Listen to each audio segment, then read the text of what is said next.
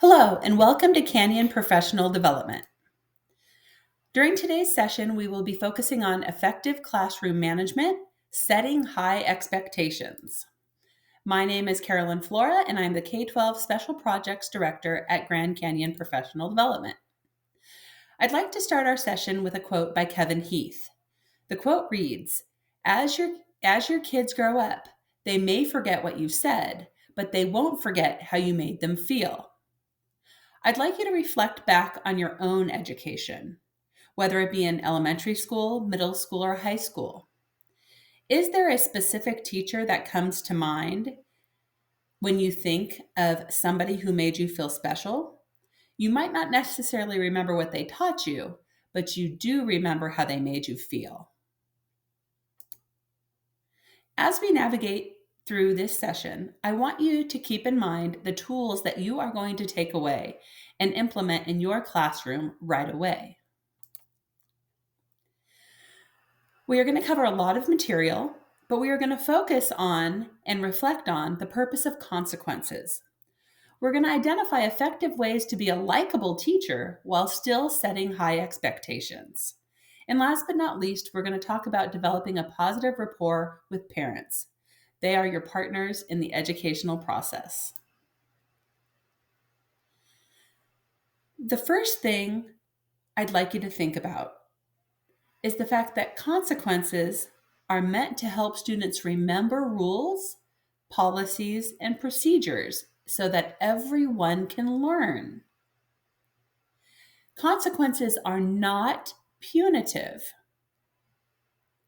As you think about that, you can probably recall a few teachers who you had, maybe a few teachers you work with. Maybe up until now, most of your consequences have been punitive.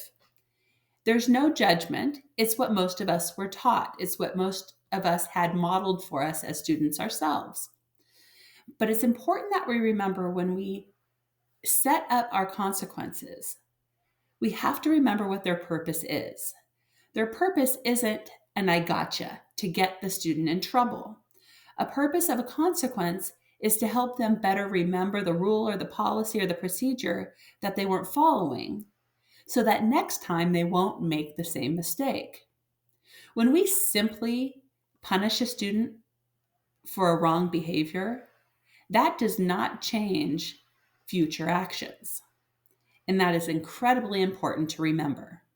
Teachers often say, I don't understand why they continue to do X, Y, and Z. I don't understand. Well, most likely it's because the consequences they have been given are punitive. Maybe they've been told they have to sit on the bench.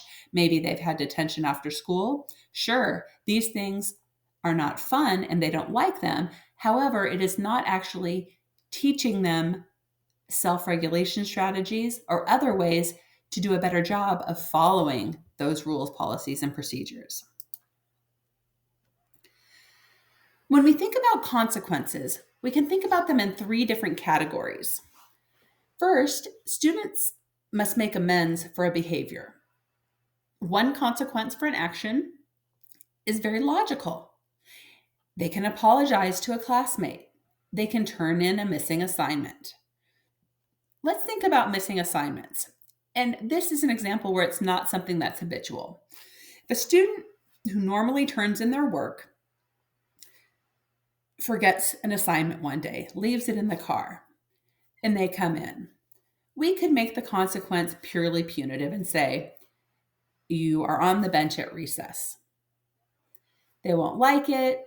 It's not going to change anything, but it's a consequence. Instead, what if we rethink that and we let them make amends for their behavior? They didn't complete their assignment or they left it in the car. What if instead we say, you're going to sit on the bench because I want you to get this assignment done and get it turned in. The purpose of this assignment was to make sure you understood what we learned in class yesterday. Once you're done with that, then you're free to play. That's allowing the student to make amends for their behavior.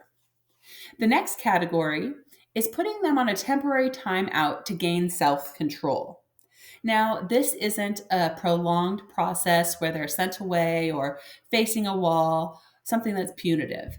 This is something that we have to actually teach students. What does this mean? It doesn't mean that you're just going to go off and fool around or get more angry. If you have a temporary timeout, you are going to utilize the strategies that you've learned to calm yourself down.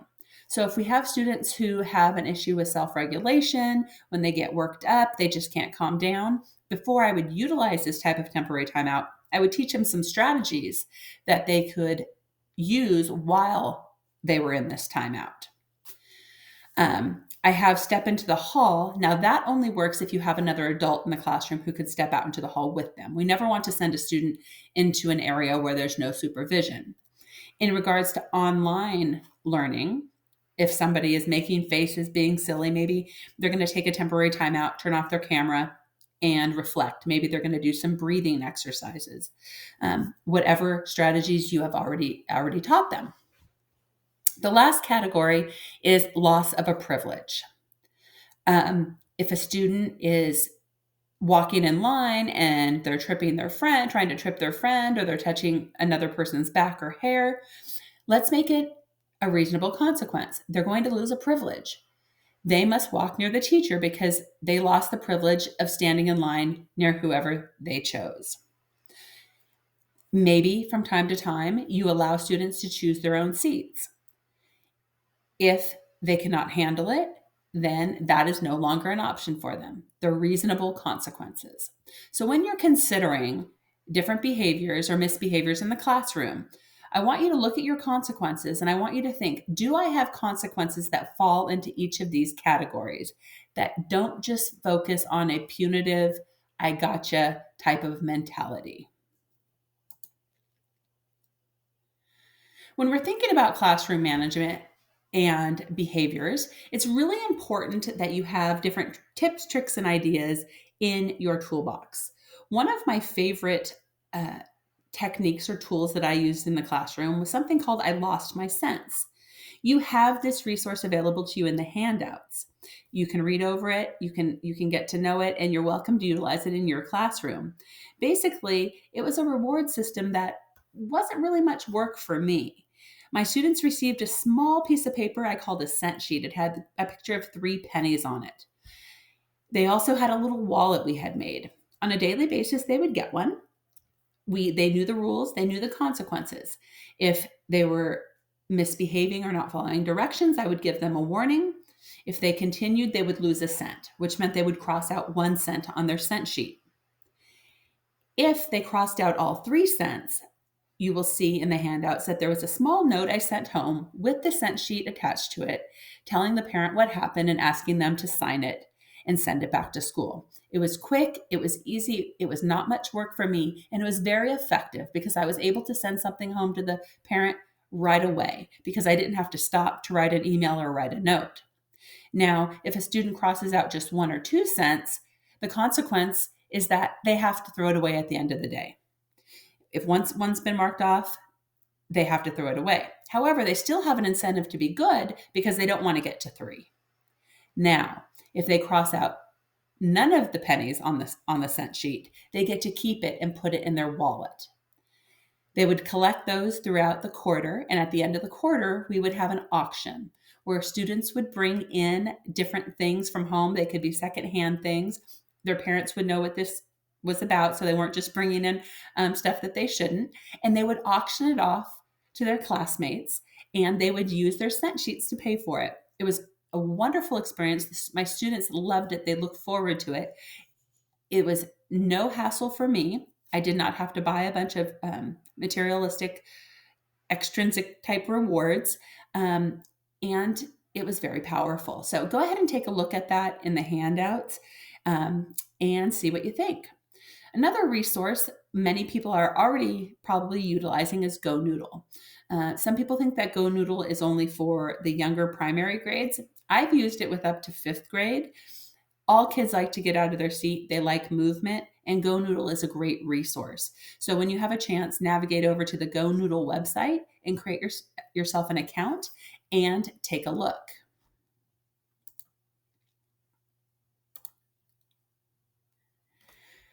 Another quote for us to think about. You must preserve student dignity when redirecting. I work with a lot of people who are becoming teachers, and we talk a lot about personal experiences. And it breaks my heart when we get to this subject because I find that I have a lot of adults who vividly remember teachers who did not preserve student dignity when redirecting. They used more punitive consequences. They redirected and scolded students in front of the whole class. They would reprimand students without knowing the whole story. It can be one teacher who does this, and it can affect a student for the rest of their student life. This could happen in third grade, and it could make them not like school through high school. So it's really important that we always remember, how do we want to be redirected? Do we want somebody to snap at us? Do we want somebody to tell us what we're doing wrong and make us feel uncomfortable in front of a bunch of our peers? Treat your students how you want to be treated. Treat them with dignity. Teachers who have cultivated successful relationships with their students know that their students must come first. When we go into schools, we have teachers who are at various places in their career path. We have teachers who have been teaching for 20 years and they are just as motivated and just as engaged as they were the first day they started teaching. Then we have teachers who might be going through different things in their personal lives, and that might be bleeding into their schoolwork, into their school day. It's really important that you remember, in order to build these successful relationships, your students have to come first. That means when you step into the classroom or when you step onto the campus, whatever's going on in your personal life, whatever is going on maybe with other teachers at this school, it needs to be put on the back burner. Because when you're teaching your students, they have to be all that is on your mind. One way that you can help with this is by following this tip. And you're thinking, what is she talking about? Buy earmuffs. Well, I don't mean to actually go out and buy earmuffs, but what I'd like to suggest is that you find a phrase or an out for when other teachers at your school try to talk to you about some of your students. Now, hopefully, this isn't going to happen, but it does from time to time. It might be the beginning of the school year and you have this great new list of students and you're all excited and you don't really know too much about them. You know a little bit about their academics from their CUME records and things like that. But as far as behaviors, you haven't heard too much, which is a very good thing because as a teacher, we want to give everybody the benefit of the doubt. The last thing we need is to walk into a classroom with a class full of students who we've never met and already have preconceived ideas about particular students. Teachers don't mean to be doing harm, but oftentimes will vent, oh, so I see little Jimmy's in your class. Oh, I had little Jimmy last year. And they'll go on. That is not a way to start the year. So I had a teacher early on in my career tell me, walk away, have a phrase, oh, gotta go, have copies on the machine, to where you don't have to sit and listen to this. If you're stuck, the next thing I learned to do as a young teacher was when I would hear somebody complain about a student, I made it my goal to try to make that student one of my favorites. I wanted to see the good. I wanted to look beyond what I heard, and it worked. Because sometimes as teachers, we can get caught going down a negative path. But all it takes is some positive thinking and seeing things from a different perspective to turn that around. The next thing we want to talk about in regard to making your students come first are ways that you want to make sure you're not letting yourself get distracted. Do you know a teacher who, if you're currently working at a school, think of maybe a teacher you work with, maybe a teacher you've worked with in the past. Maybe you're thinking of a teacher you had in elementary school, middle school, or high school. But do you know any teachers who exhibited some of these behaviors? They were grading papers in class. And I'm not talking conferencing with students, going over writing. I'm talking having students do busy work so they were able to grade papers so they didn't have to take them home.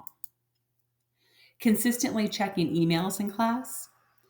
I always told my parents that sure, they could email me during the day, but I was not going to respond because my responsibility was to their children and I wanted to be focused on teaching and allowing them to learn. But do you know teachers who constantly check their emails? Do you have teachers who are distracted by family responsibilities during class? Constantly coming to class and maybe they're very down or things are going on, and I want to be very clear that we all have lives, and there are going to be times when we are a bit distracted. Maybe you have a family member, your mother, your father's in the hospital, and you can't help but think about that, but you want to come to school to be there for your students too. What I suggest is being very transparent with your students and saying, I've got this going on, so if I seem a little down or a little more quiet than normal, I want to let you know why. But I guarantee you this is going to go by and we're going to get back to normal. At least you're transparent so that they don't go home and tell their parents, I don't know what's wrong with Mrs. Flora. She's sure crabby today or she's not talking much. So be very transparent. Do you know teachers who talk with other teachers during class time? And I'm not talking a quick question or I need a copy of something. They actually have personal conversations. Or those teachers who conduct personal business during class. Maybe they're paying their bills, they're making doctor's appointments, whatever it might be.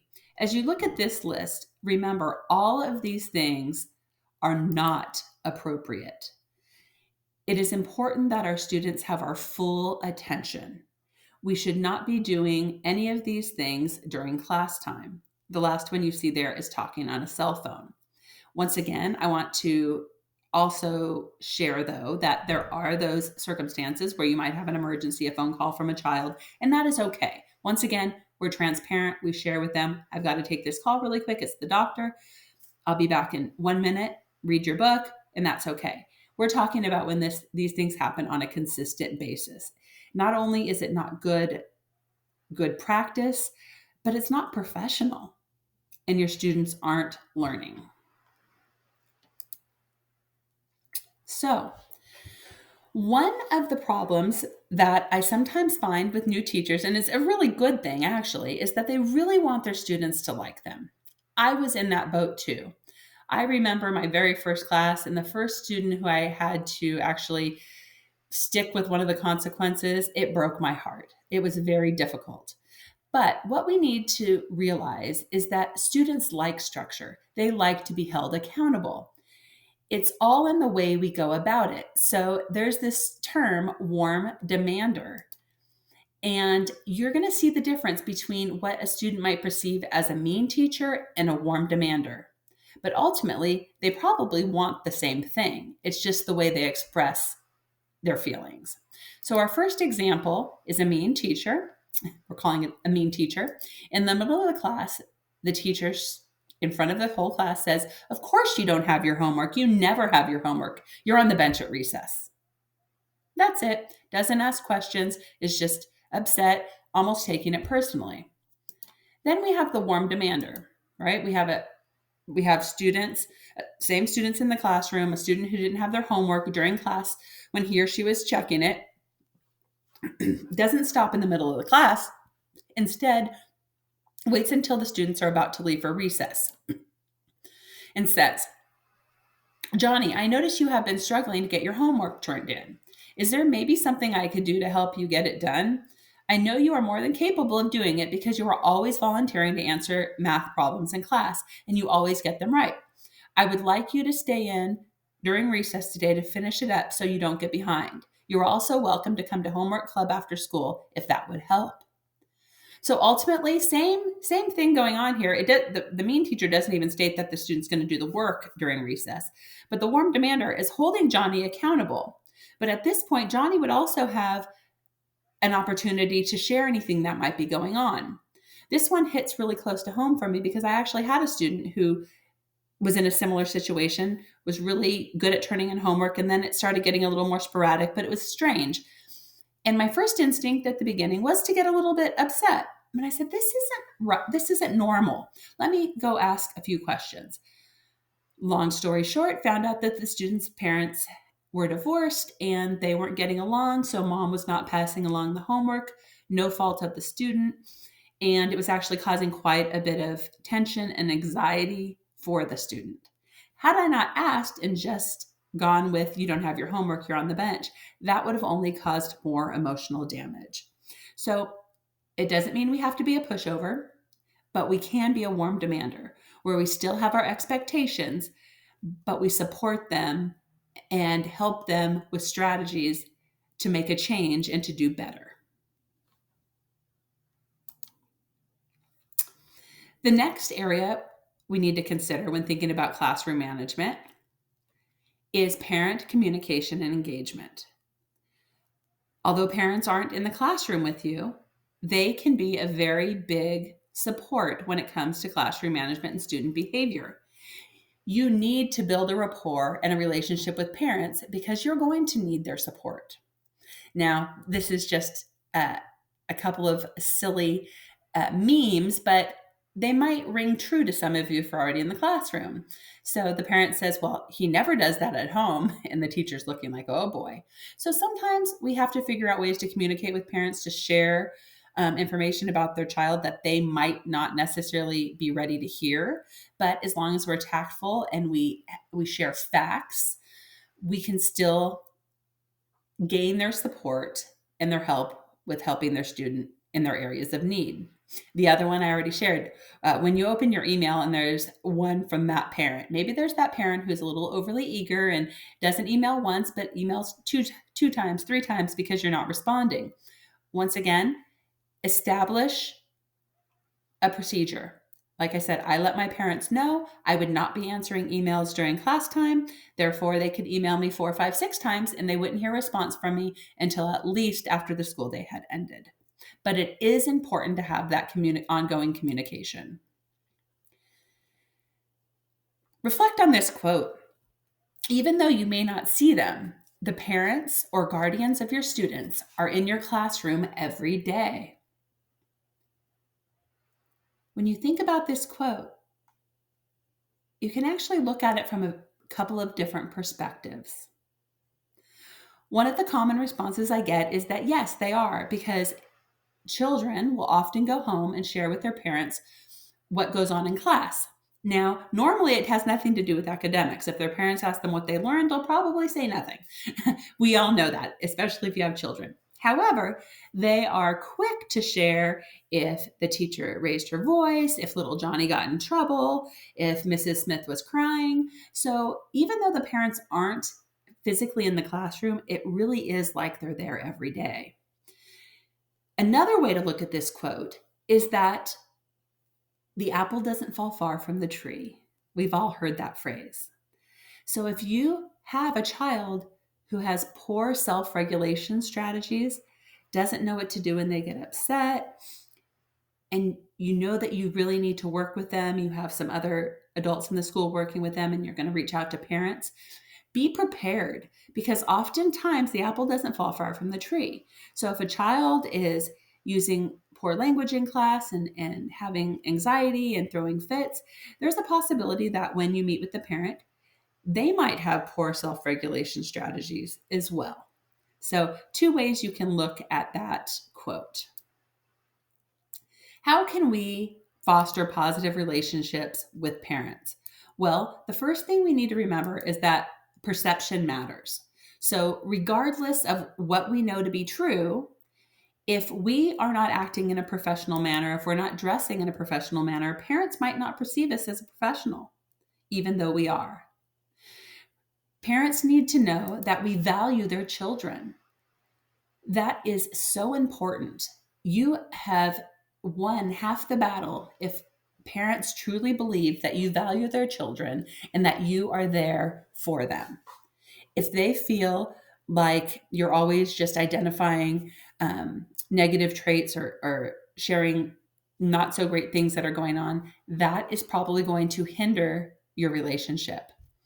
You need to be inviting. There are some teachers who aren't real comfortable having parents visit the classroom.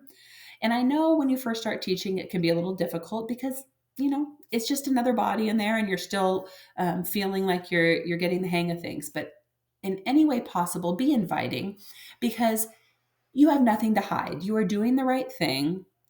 They have to understand what a classroom looks like, that it's not always going to be perfectly quiet. But the more you invite them in, the more they're going to trust what you're doing. They might not even come, but just knowing that they're welcome eases their anxiety. And last but not least, in this category, be willing to work with them. When parents feel like you're willing to work with them, then they are in turn more willing to work with you. Communication is key. Be transparent. Make information about students' learning accessible. One thing I hear from parents sometimes when I talk with them at schools is that they don't know what their students are doing. Their teacher, one big one I get is their teacher never sends home their corrected work. Sometimes it's because they're not correcting any of their work, and that's not a good thing. But sometimes it's because maybe they're doing something else. Maybe they're keeping work for a portfolio. But the key here is to be transparent with parents so that they know what is going on. Make sure they're signing documents saying they've read the rules, policies, homework policies, grading, due dates. You can never share too much information. It not only makes them happy, but it covers you. If somebody comes back and says, I don't agree with this grade, I don't think my student, should be tested, you can say, well, remember I sent home this paper and this explanation and so on and so forth. So make sure you are communicating on a regular basis. The next thing is be positive. This is a quote from a book by Julia G. Thompson that I shared earlier. And it's a little harsh for me and hard to read, but it's so important to remember. To you, a student may be a completely annoying headache, right? They might be just a pain in your rump and they're difficult to deal with. But to a parent or guardian, that student is a precious child and a beloved family member. And as a teacher, I think I always did a pretty good job with this, but I know this really hit home after I had my own children. Because although I can call them annoying headaches at times, I didn't necessarily want somebody else to do that, especially a teacher. So be positive. Remember, for every one negative thing that we have to share, try to share at least 2 or 3 positive things to counteract it and make it not sound so bad. How can we do that? Well, there are a variety of ways that we can build these relationships. A lot of teachers will have parents sign papers or tests when students have not received a good grade. I ask you to look at that a little bit different. Not only have them sign bad ones, but how about we have them sign the good ones as well? Because then they can see, okay, I'm not only sending home the negative, I want them to see they're doing well. And then I want to have parents be willing to help when they need that support. Make sure you thank parents for their support, whatever support it might be. Even if it's just that, you have students who always turn things in on time. When you send home announcements, they get in whatever they need to. Don't only thank the child, but also take time to thank the parents for their support. One of my favorite things as a parent and one of my favorite things to do as a teacher was to send home good news notes, emails, phone calls. Great idea, postcards. What I used to do was I would buy index cards that were the size of postcards, and I would have my students decorate the front. If they were old enough, I would also have them address them to their parents and put their address. Great lesson on address and addressing a postcard. And then I would put a clip on them and I would put them in my desk.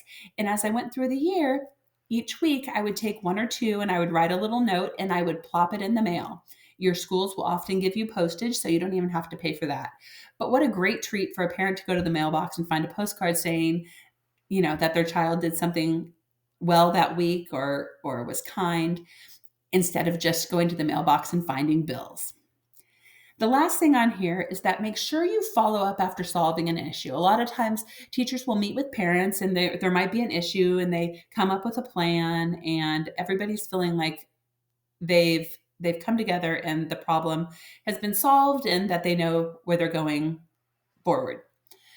However, it is so important to follow up again to share that whatever you came up with is going well. Parents really appreciate that. It's nice to know, hey, it's working, little Johnny is doing a great job, and things are well. So follow up, um, that will make them happy. Another thing is you can use some different communication tools to stay in contact with parents. A few big ones that a lot of teachers use are Class Dojo, and another one is Remind. Class Dojo is often used more for grades 5 through K through 5, and Remind is often used for older students. They are both free resources, so when you get a minute, go ahead and take a look at those. We're getting closer to the end, but I couldn't go on without talking about providing support. Teachers sometimes get into the habit of saying that parents aren't supporting at home as much as they wish they could. And sometimes, yes, that is a choice that the parent is making. But other times, it's because parents don't know how to help their students. So as you plan instruction each week, try to come up with various ways to support parents, whether it's sending home examples of the math problems, uploading lessons onto Google so that parents can watch the lesson and help their students at home. I like to share this data on the right that the average time you spend in a teacher prep program is about 4 years, 1,460 days, and about 35,050 hours. You don't just become a teacher overnight. What you do is so special and you have a lot of knowledge. So, if you are expecting parental support, try to find ways to support them and provide them with the scaffolding they need to help their students. Some ways you can do this are by providing them with some simple strategies, talking if it's online learning, talking about the learning environment at home or just a homework environment. Some parents really don't know that their child should have a quiet place to do their homework, or they might just not have an area in their house where that's possible. One of my go-tos, my favorites, is comprehension strategies. Teaching them different comprehension strategies, sending home sample questions that they can ask that are generic, that can be applied to any piece of text. Ask, what is the setting, who are the main characters? Because oftentimes when students read at home, parents will say, what did you read, right? And we know that that's often a closed end question when we're working with students. So provide them with resources where they can dig a little deeper. I know we've talked about a lot so far. I want you to think about, at this point, what is one of your main takeaways? Something that you're going to try to implement in your classroom right away. Let's move forward and think about that first day of school and that to-do list. First of all, number 1, convince your students that you are the best teacher they will ever have. And some ways to do that. Priority 1, take charge of your class. Be that warm demander. Let them know you are kind, but you have expectations. Priority 2, calm your students' fears. When students walk into a new classroom, it's very exciting, but it can also be a little scary. How are you going to calm their fears? Priority 3, introduce yourself. Your students want to know all about you, just like you want to know all about them. Priority 4, start engaging your students' mind right off the bat.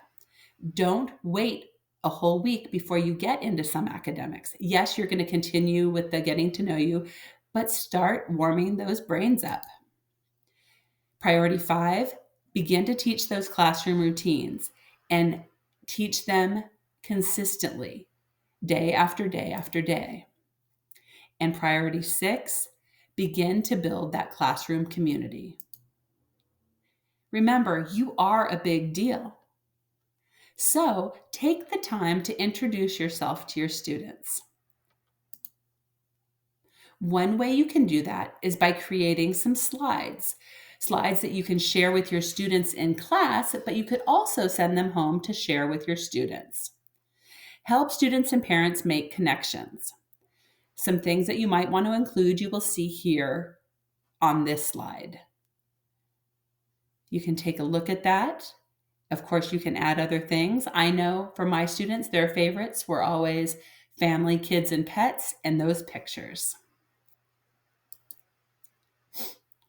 I challenge you after this session to start making some slides. Even if you've been teaching for a while and you have something that you share with parents, you don't have to recreate the wheel entirely, but maybe you could spruce it up a little bit and take some of these ideas and make them yours.